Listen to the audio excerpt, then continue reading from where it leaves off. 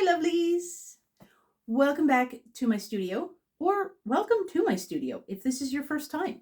I would like to take you back in time to a simpler time. No, I'm just kidding. It was January.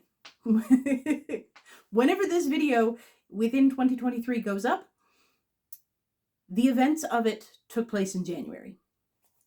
So let me set the stage for you. Okay, a little story time.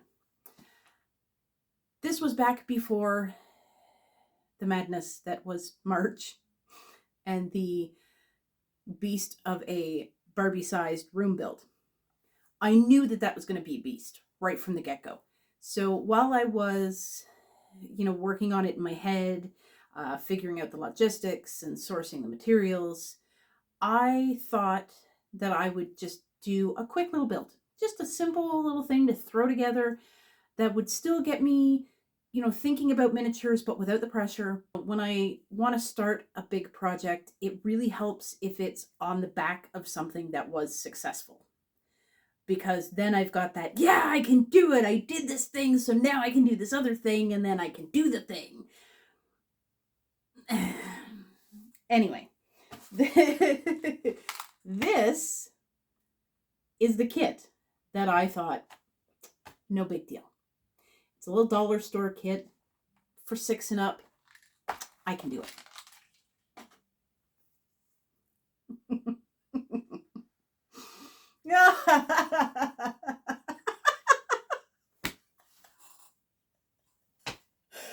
Oh, you would think after over 40 years, I would know myself.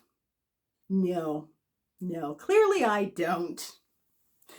Because this simple little 6-piece pop-out, click-together wood set that a 6-year-old could build,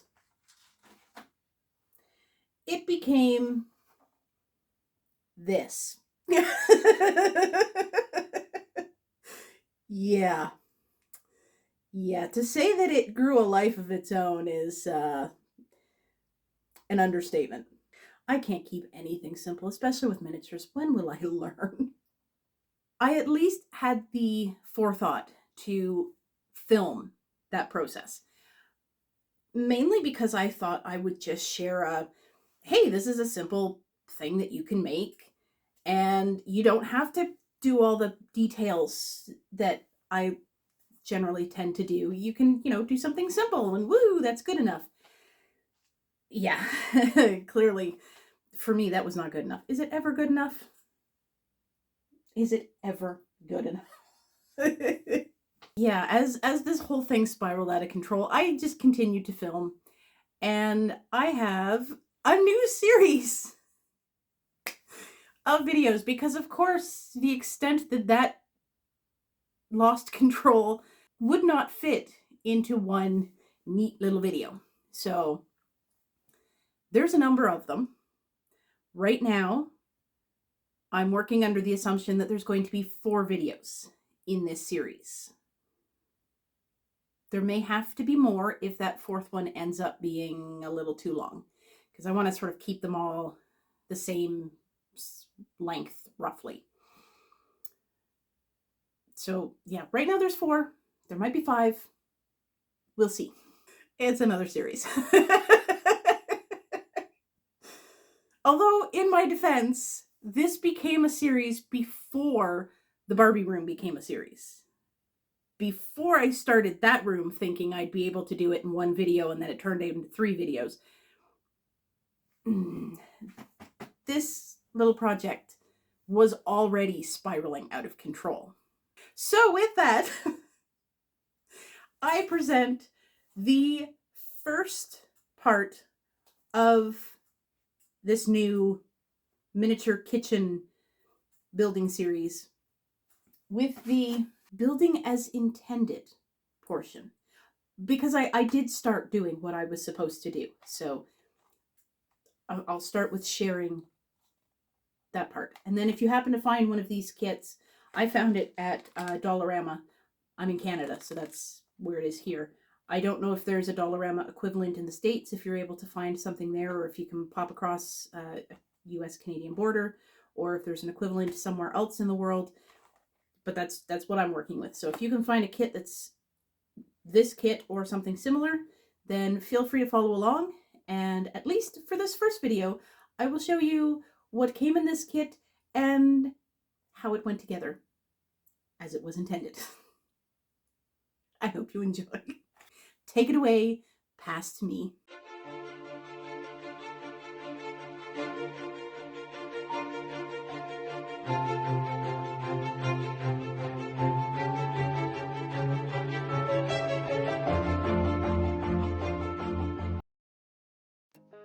What did you think of that snazzy new opening, huh?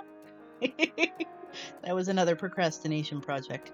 Something I made while putting off doing something else. Anyway, back to the kit. So this is the kitchen interiors kit. There were a few of them. I think there's like a nursery and a bedroom and some other stuff. It's by a brand called Montoy. It came with the wood and paint. It was $4 at my local Dollarama. Not a terribly bad price, actually. It comes with everything to make a sink, stove, counter, hutch, table, and 2 bench seats, which is actually quite a lot. I was rather surprised. So there's everything inside the kit. It's all nicely packaged. It came with a paintbrush as well, which actually wasn't that bad of a paintbrush. The bristles were a little long for my liking, but they stayed in pretty good. They were well anchored, and it had a nice wooden handle. Not bad for a dollar store. And the paints that came with the kit are black, green, blue, and dark brown. And then the pieces are like pre-laser cut in these sheets of wood, all shrink wrapped together. So after you open that up, which is a little tricky because it was very, very tightly shrink wrapped. And there's the wood sheets there with all the pieces. Those just get punched out, which is super easy in theory. And there's a surprise little piece of sandpaper that was sandwiched inside as well. That came in handy, so you don't want to throw that away.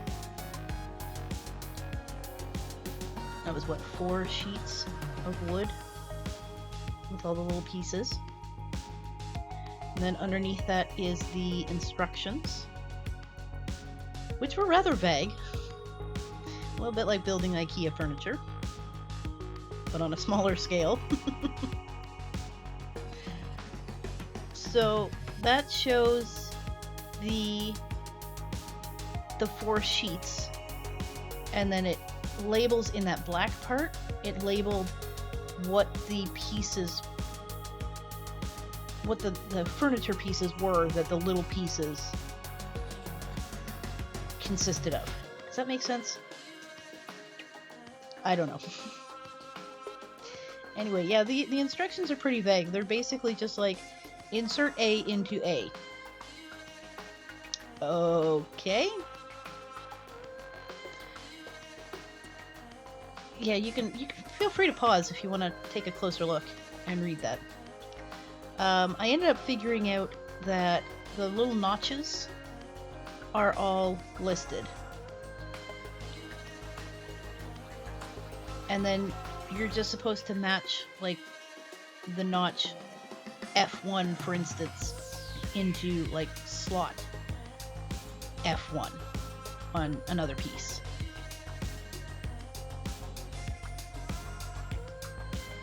So I'm starting with the hutch, and in theory you're just supposed to pop these pieces right out of the little wood sheets. It was more difficult than I expected. They stuck quite a bit. It splintered a little bit, and if you're not careful, some of the pieces will break. So we'll just speed that up and pop out all the pieces. I understand why they include the sandpaper, because you really need it. all the little spots that it was attached to the frame need to be sanded down. So I'm making the hutch there. You can see that in the center. And what I started doing was laying out the pieces after they had been popped out, laying them back the way they had been in the frame in an attempt to try and more easily figure out which pieces went with which pieces. So see, I've reconfigured them back like it shows in the instructions. And trying to figure out what notch goes in what slot or hole. This was a lot harder than I expected it to be. It was just difficult to get my head around, but once you kind of figure it out, then it's not too bad. And you just literally pop the pieces together. You just find your little notch and which hole matches, and then just stick it in there and woohoo! Now those were really, really loose. You can see they are a little flopsy. So glue doesn't come with a kit, but I highly recommend using glue to secure these pieces, because a lot of them, yeah, will just fall apart if you're just going to try and slot them together. They do need to be a little bit more secured. So here I decided, instead of putting the shelves in, I was going to start putting the sides onto the back to start with, and came across, yeah, there's a little trouble there.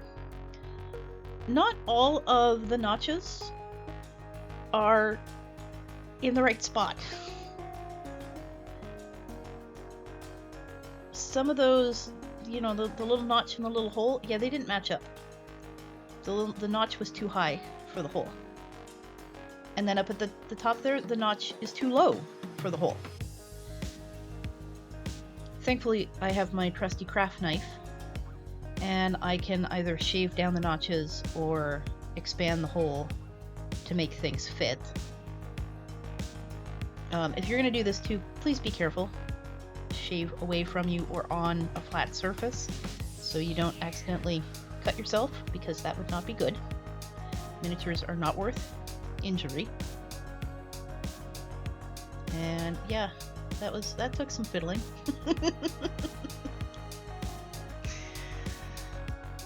And things not working out. So just cutting here, trying to make sure that everything will fit where it needs to go.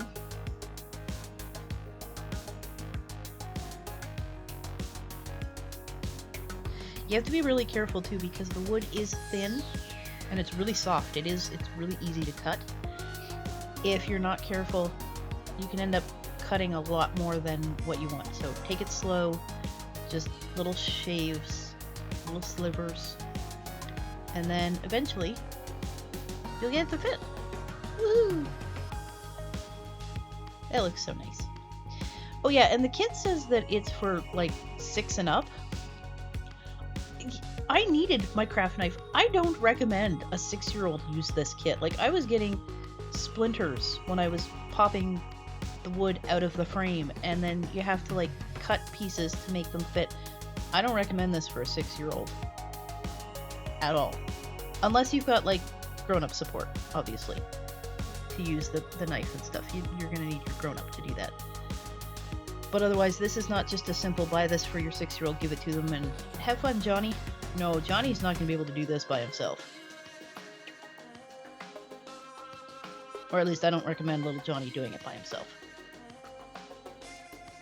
Because there he had to cut down some more on the other side in order to get that to work. Now when I put the side in, you can see that as I was working on the second side, the first side just stayed on. I still went back and added glue. I would recommend using glue just to make sure that everything's going to stay. I started using tacky glue, which worked really well. Oh yeah, and make sure that things fit before you start putting glue, otherwise you risk having your hands stick together while you're cutting things. So, voila! That went together quite nicely after we got over the hiccup of trying to make everything fit. And like I said, I just used tacky glue, which works okay to get everything to stick.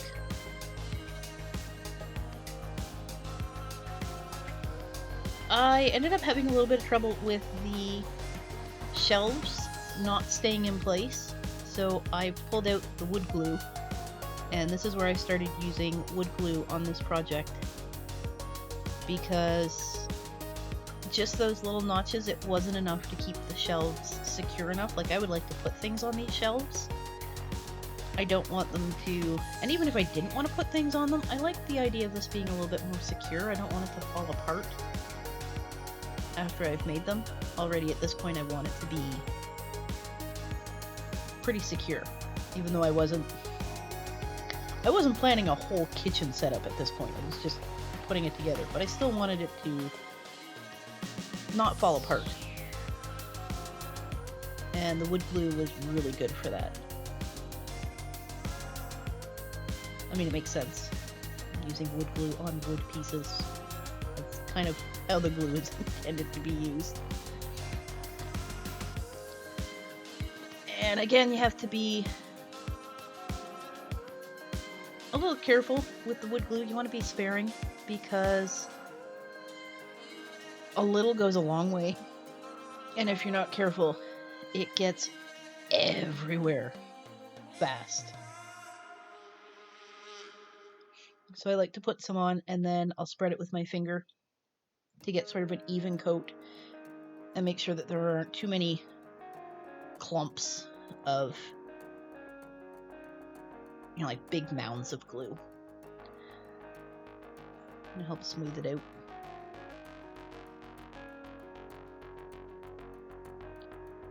I would recommend doing that to begin with. It was hard to put the shelf back in after the hutch was built, so I would recommend just jumping right in with the wood glue and going from there. This next sheet had pieces for the table, the bench seats, and the counter. I'm just popping everything out. You can see there's like giant splinters on this one, where it was really hard to get the pieces out.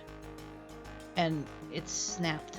The frame itself snapped in a few places. Thankfully, none of the pieces I needed snapped. But still, like, that's sliver risk. You don't want little Johnny, again, I keep harping on poor little Johnny, but you don't want a 6-year-old getting slivers, especially of that size. So if this is going to be used for kids, use caution, please. And yeah, I had to sand everything.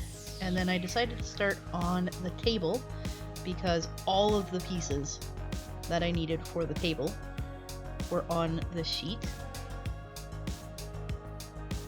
So there were the sides, the support beam, and the tabletop.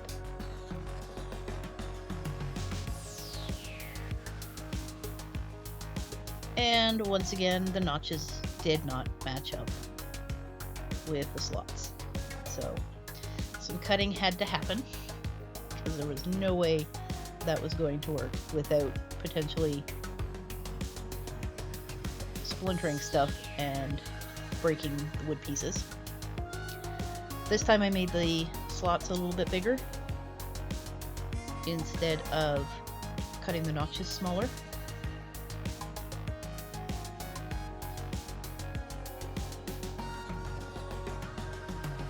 And again, I took my time because I didn't want it to end up being too big. I wanted it to be a little bit tight, because even though I was gluing it, if it was a little snug, it would help everything to stay together. And there's the first side goes in. So pretty. The nice thing with wood glue too is it doesn't dry super fast. I mean, it dries pretty quick, but not crazy fast. So you have time to make your modifications, put everything together, and then make sure that it's all like squared up and laying flat without it drying right away, which is really nice. So there's the support beam. And this is the second side for the table. Guess it would be like the legs.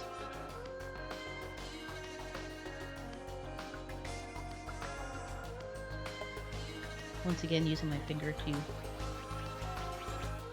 spread out the glue so it's not too clumpy. See why that's pretty important later on. And I just sped up the process to make the benches because it was pretty much the same procedure. You just put the sides in and then the support beam across the middle. Now this counter area and the stove, their pieces were split up. The hutch and the table and chairs were all on their own sheets, but then it gets confusing as things are split up. So I put those aside later and stuck with the hutch and table and chairs to finish those up. After the wood glue finished drying, then in the instructions it recommended staining the furniture with the paint that came with it. Of course, it didn't show it stained on the package, but hey, the paint was included, why not? So I watered down the brown paint, slapped it on with my paintbrush. You can see I'm watering down the paint, just slapping a nice thick coat on. With no care for precision or whatever, I just want to get the color down. Because once I finish up the back of this leg, we'll see why I'm just slapping the color on. There we go. Then I got a paper towel and wiped off the excess. So I treated this paint, I'm pretty sure it's just like acrylic paint, but I treated it like a stain, like a wood stain. So you just slap the color on and then wipe off the excess. And as you can see, there's like the white spots on, well, it's not really white, the lighter spots where the stain didn't take around the glue joins. That's why you want to be cautious with the amount of glue that you use, because the wood glue doesn't take the acrylic paint stain. So it can make it look a little weird.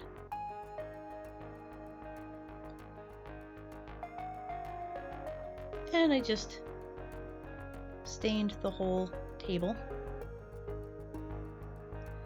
This was a fairly fun process. There was no precision needed. I could just blah. Had fun with that.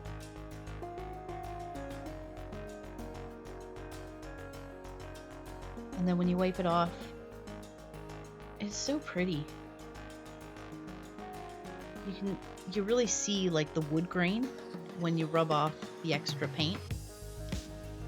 It's really, really nice. And it gives it a really nice look.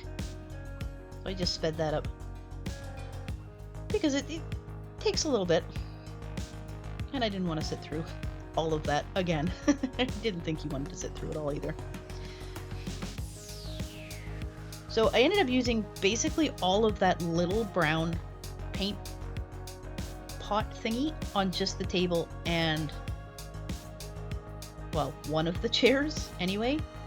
So thankfully I had that other bigger brown paint pot from, I think it was a Paint by Numbers kit, also from the dollar store.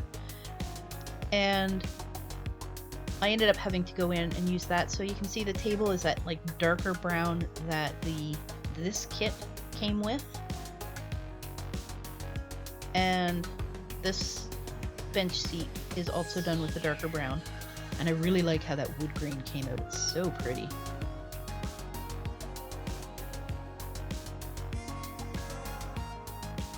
You didn't get to see any of that before the stain went on, so that was really nice.